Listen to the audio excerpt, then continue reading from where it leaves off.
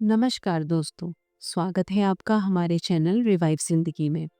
क्या आपने कभी ऐसा महसूस किया है कि जिंदगी की मुश्किलें एक एक करके आपके ऊपर छाने लगी है, जैसे हर तरफ अंधेरा है और सूरज कहीं गायब हो गया हो।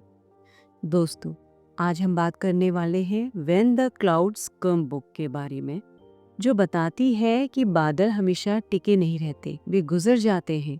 कहने का अर्थ है कि मुश्किलें चाहे कितनी भी गहरी क्यों ना हो, हमेशा अस्थायी होती हैं।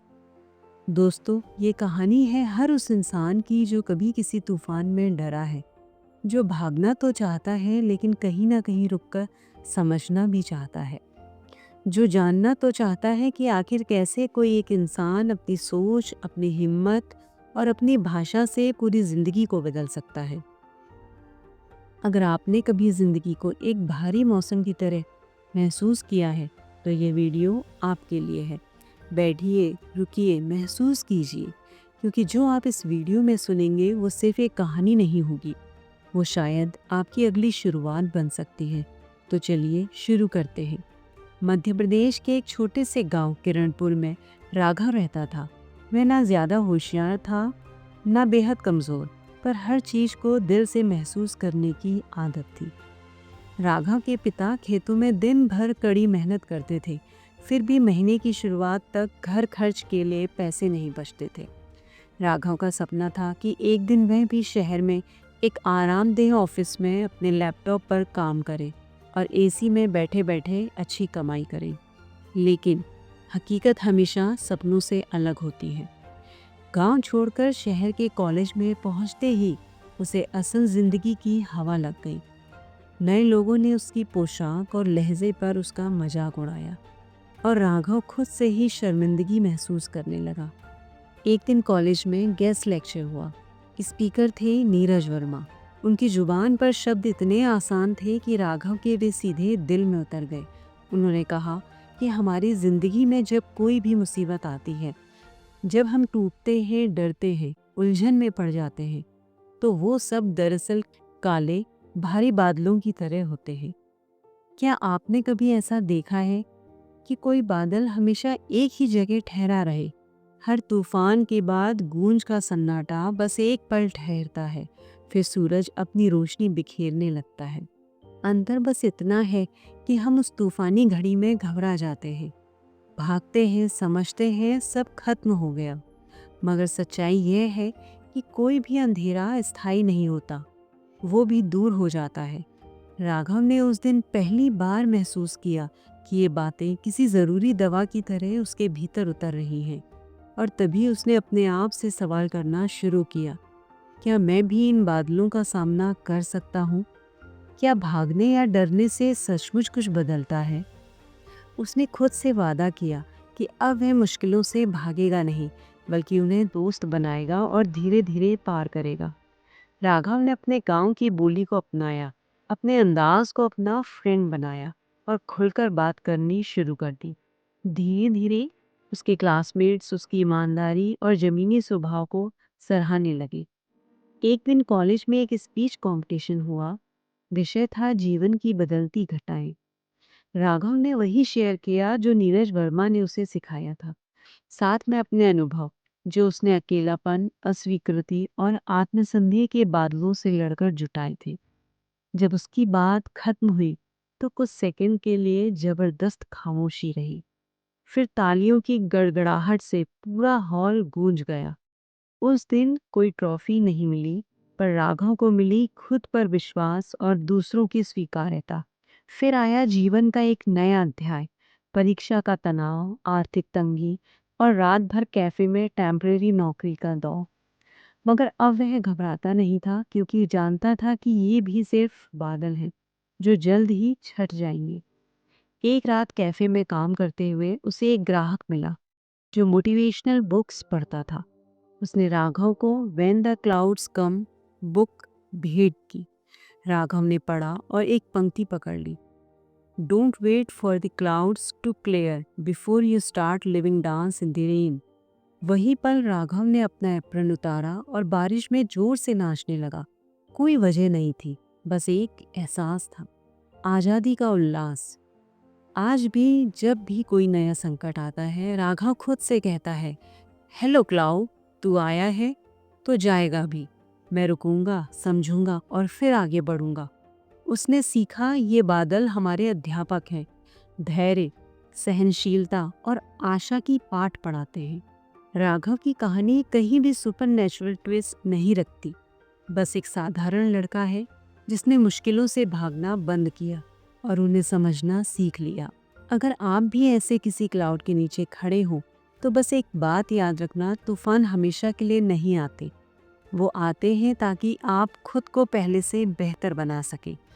सवाल ये नहीं कि बारिश कब थमेगी, सवाल ये है, क्या आप उसमें भीगने को तैयार हो। कॉलेज खत्म होने के बाद राघव की जिंदगी एक नए मोड़ पर थी।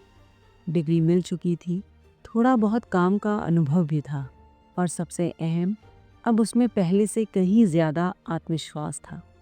लेकिन असली चुनौती अब शुरू होनी थी।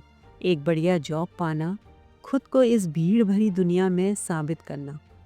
शहर में हर जगह एक्सपीरियंस, स्किल्स और परफेक्ट इंग्लिश की डिमांड थी। राघव कई इंटरव्यूज़ दे चुका था, हर बार कोई ना कोई वजह से रिजेक्ट। कभी उसके बोलने का तरीका, कभी टेक्निकल नॉलेज की कमी और कई बार बस एक line, we will get back to you. धीरे धीरे उसकी हिम्मत डगमगाने लगी। वो हर सुबह उठकर लैपटॉप खोलता, जॉब पोर्टल्स चेक करता, फिर सोचता कल ट्राई करता हूँ, आज कुछ भारी सा लग रहा है। फिर एक दिन वो अपने पुराने कॉलेज की लाइब्रेरी गया। वहीं उसे फिर से दिखी वही किताब, व्हेन द क्लाउड्स कम।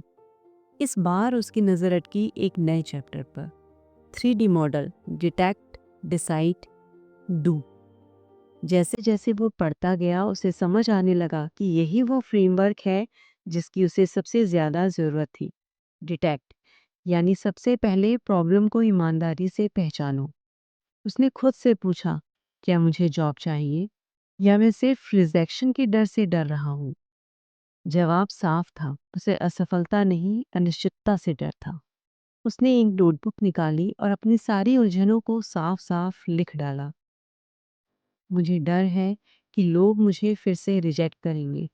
मेरा कम्युनिकेशन स्किल्स उतना अच्छा नहीं है। मेरा रिज्यूमे भी शायद उतना अट्रैक्टिव नहीं है। पर इसी लिखने की प्रक्रिया ने उस डर की परतों को खोल दिया। डिसाइड, अब तय करना था कि पहला कदम क्या होगा। उसने खुद से पूछा, अगर मुझे सिर्फ एक काम करना हो तो वो क्या होगा। जवाब आया, एक अट्रैक्टिव रिज्यूमे बनाना।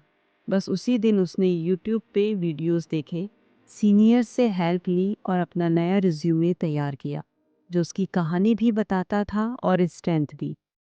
डू। अब सोचना काफी नहीं था, एक्शन चाहिए था। राघव ने तय किया कि हर दिन 3 जॉब्स के लिए अप्लाई करेगा और 30 मिनट इंटरव्यू प्रैक्टिस भी करेगा। शुरुआत में मन नहीं करता था, पर उसने अपने इमोशन से ऊपर उठकर खुद को एक नियम से बांध लिया।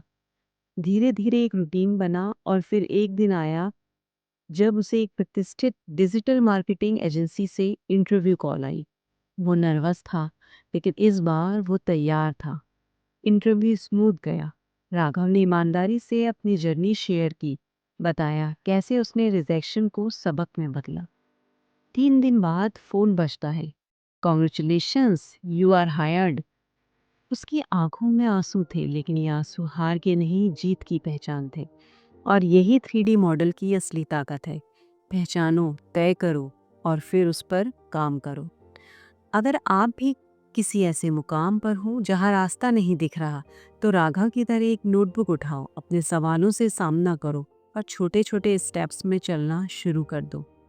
क्योंकि जिंदगी के ये बादल चाहे जितने भी गहरे हो, क्लैरिटी, करेज और कंसिस्टेंसी से हर तूफान पार किया जा सकता है। राघव को अब जॉब मिल चुकी थी, रूटीन भी सेट हो गया था और थोड़ा बहुत सेविंग्स भी जमा हो रही थी। लेकिन जहाँ एक मोर्चा संभलता है, वहीं कोई नया सवाल दस्तक दे जाता है। इस बार जंग बाहर की नहीं, भीतर की थी।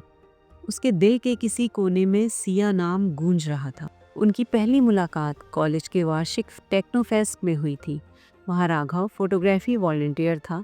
स्टेज बैकग्राउंड तैयार हो रहा था जब उसने देखा सिया स्पॉन्सर टीम की ओरिजिनल बैनर डिजाइन कर रही थी। हल्की रोशनी में वह आर्टवर्क पर आखिरी दाग भर रही थी, कॉन्फिडेंट मुस्कान के साथ। राघव ने पास आकर कहा, ये लेंस से एक शॉट ले लूं, लाइट और आर्टवर्क दोनों अच्छे से कैप्चर होंगे। सिया ने घूर कर नहीं बल्कि उत्साह से पूछा, जरूर, पर एक कंडीशन है, तुम भी मुझसे एक टेक्नो ट्रिक शेयर करोगे। उस शाम उन्होंने कैमरा सेटअप और प्रोजेक्ट मैनेजमेंट टिप्स पर बातें की थी। बीच बीच में उन दोनों ने मिलकर स्पॉटलाइट देख चमकती बैकड्रॉप पर रिफ्लेक्शंस मिलाए, और जब फेस्ट की साउंड चेक शुरू हुई तो दोनों की बातें संगीत में बदल गई थी। उस दिन सिया की आत्मविश्वास भरी आंखें और उसकी सरल सी हंसी राघव के अंदर कुछ चल गया था। ये रिश्ता कुछ नया बनेगा, राघव ने खुद से कहा। पर अगले दिन वह चुप्पी में लौट गया, पहले नौकरी मिल जाए। साल बीत गए, नौकरी मिल गई, आत्मविश्वास भी बढ़ा, पर राघव के दिल पर सिया का नाम अटक गया। हर बार लगता अभी वक्त सही नहीं, पहले थोड़ी इनस्टेबिलिटी हटे। पर असली सवाल था, क्या डर बड़ी उम्मीदों का नहीं, खुद के खो जाने का था। एक शाम राघव फोन पर व्हाट्सएप स्क्रॉल कर रहा था कि सिया का व्हाट्सएप स्टेटस झलका, waiting too long is the biggest risk of all.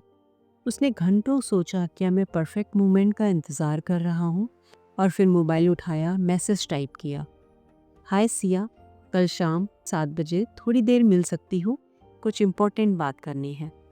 Type करते करते दिल धड़क उठा, पर इस बार डिलीट नहीं किया, सेंड टैप किया। कुछ मिनटों में जवाब आया, ठीक है, मिलते हैं। राघव की सांसें जैसे थम गई, फिर एक लंबा मुस्कान भरा एक्सप्रेशन बाहर निकला। अगली शाम एक छोटा कैफे, जहां दीवारों पर पोस्टर्स और ड्राइंग्स थी, उसी में दोनों मिले। राघव के हाथ कांप रहे थे, पर आंखें पक्की थी। सिया, उसने गहरी सांस लेकर कहा, मैं तुम्हें उस दिन टेक्नो फेस्ट में मिला, तुम्हारी हर बात ने मुझे थोड़ा बेटर बनाया। मैं तुमसे कहना चाहता था, मैं तुम्हें पसंद करता हूँ। कुछ लम्हों की खामोशी के बाद सिया मुस्कुराई, आज सुना तो लगा शायद तुम्हें भी मेरी तरह इंतज़ार हो रहा था। और कैफ़े की हल्की म्यूज़िक, बारिश की बूंदें, दोनों की आंखों में चमक। उस शाम राघव ने जाना कि छोटी हिम्मत कितनी ताकत देती है। आज राघव और सिया साथ में नए क्रिएटिव प्रोजेक्ट्स पर काम कर रहे हैं, सोशल मीडिया पर अपनी जर्नी शेयर करते हैं और हर नए बादल का सामना मिलकर करते हैं। राघव ने जब टाइनी करेज को अपनी दिनचर्या बना लिया था तो हर छोटी छोटी हिम्मत के कदम ने उसे बदल दिया था। फिर अचानक ऑफिस में एक नया मोड़ आया, उसे एक हाई प्रोफाइल क्लाइंट का प्रोजेक्ट सौंपा गया। सख्त डेडलाइन, ऊंची उम्मीदें और एक टीम जिसे लीड करना था। पहले तो राघव को लगा यही मौका है चमकने का, लेकिन जल्द ही सब उलझ गया। टीम में लोग डेडलाइन को हल्के में ले रहे थे, ईमेल में गड़बड़ हो रही थी, और हर 2 दिन बाद क्लाइंट नए नए बदलाव मांगता था। एक मीटिंग के दौरान क्लाइंट ने टीम को फटकार लगाई और झल्लाकर राघव की लीडरशिप पर ही सवाल उठा दिए। उस पल राघव का चेहरा तपकने लगा, हाथ कांपने लगे और मन गुस्से में चिल्लाने को बोला, क्यों सिफारिश करूं जब बस मेरी वजह से सब गड़बड़ा गया। लेकिन तभी उसे रावी पोवे की किताब का एक हिस्सा याद आया, इमोशनल मास्टरी। रिएक्ट करने से पहले ठहरो, सांस लो, फिर बोलो। मीटिंग खत्म होते ही राघव तुरंत वॉशरूम में गया, नल से ठंडा पानी चेहरे पर लगाया और आईने में खुद को देखा। आंखों में फ्रस्ट्रेशन और गुस्सा था, पर अब वह इमोशंस का गुलाम नहीं था, मास्टर बनना चाहता था। घर लौटकर उसने नोटबुक निकाली और उन भावनाओं को बेरोक टोक शब्दों में उतारा। गुस्सा, डर, शर्म, सब कुछ लिख डाला कि क्यों आ रहा था और असली फीलिंग क्या थी। अगली सुबह उसने यूट्यूब पर 4-7-8 ब्रेथिंग टेक्निक सीखी। 4 सेकंड सांस लो, 7 सेकंड रोको, 8 सेकंड धीरे छोड़ो। इसे अपनी मॉर्निंग रूटीन में शामिल किया। अब जब भी स्ट्रेसफुल सिचुएशन आती, वो 2-3 राउंड गहरी सांस लेता, खुद को शांति में लाता, फिर रिस्पॉन्ड करता। उसकी इमोशनल मास्टरी की असली परख एक दिन तब हुई जब एक टीम का मेंबर मीटिंग में नखरे दिखाने लगा। पुराने राघव की तरह रॉकेट फटकार देने की बजाय राघव ने गहरी सांस ली, मुस्कुरा कर कहा, चलो ये पॉइंट मीटिंग के बाद पर्सनली डिस्कस करते हैं। विरोधी टीम मेंबर हैरान था, लेकिन बाद में माफ़ी मांगकर दोस्ती का हाथ बढ़ाया। सिया के साथ भी एक बार गलतफहमी हुई। राघव ने गुस्से में उसे उसी वक्त तीखा जवाब ना देकर कुछ गहरी सांस ली और कहा, चलो बैठते हैं, शांति से बात करते हैं। सिया ने मुस्कुरा कर कहा, तुम सच में बदल गए हो, ये तुम्हारी सबसे बड़ी ताकत है। अब राघव हर रात सोने से पहले 5 मिनट जर्नल लिखता। दिन की भावनाएं, उसके जवाब, कहाँ संभला और कहाँ नहीं। धीरे धीरे उसकी खुद के प्रति समझदारी इतनी बढ़ गई कि अब कोई भी तूफानी सिचुएशन उसे परेशान नहीं कर सकती। अगर आप भी किसी हालात में खुद को खोया हुआ महसूस कर रहे हो, चिल्लाने का मन हो, पैनिक हो या खुद से नाराजगी, तो राघव की तरह करो। वहीं रुको, गहरी सांस लो, अपनी भावनाएं नोटपैड में उतारो, फिर शांत होकर जवाब दो। इसी इमोशनल मास्टरी से आप अपना नया आसमान बना सकते हो, क्योंकि जब हम खुद को समझना सीख जाते हैं तो दुनिया भी हमें समझने लगती है। राघव अब 2 साल से कंपनी की रीढ़ बन चुका था। उसके काम पर भरोसा बढ़ा था। जूनियर्स गाइडेंस के लिए दौड़ते थे और सिया के साथ दोनों ने पारिवारिक आशीर्वाद लेकर एंगेजमेंट की तैयारियां शुरू कर दी थी। सब कुछ ठीक ठाक चल रहा था, तब तक जब तक एक नया मोड़ नहीं आया। एक सुबह उसे मुंबई ब्रांच में सीनियर रोल के लिए इंटरनल ट्रांसफ़र का ऑफ़र मिला। यह सुनते ही राघव की धड़कन तेज हुई। बड़ी जिम्मेदारी, बेहतर ग्रोथ, नया शहर, नई टीम। शुरुआती हफ्ते जुल्फ़े बिखेर कर गुजरे। पुरानी तालमेल, नए चैलेंज, रोमांचक मीटिंग्स। पर जब असली काम शुरू हुआ तो धड़कन उलझन में तब्दील हो गई। टीम के कुछ मेंबर्स ने टोनियर दिखानी शुरू कर दी। प्रोजेक्ट डेडलाइन वार्ता अनियंत्रित हो रही थी। एक महत्वपूर्ण क्लाइंट कॉल में एक साथी ने राघव की बात बीच में काट दी और कड़क शब्दों में उसे गलत साबित करने की कोशिश की। मीटिंग खत्म होने पर राघव खुद को समझाने लगा, जैसे उस सबकी आंखों में सिर्फ खामोशी और अविश्वास का आईना तैर रहा हो।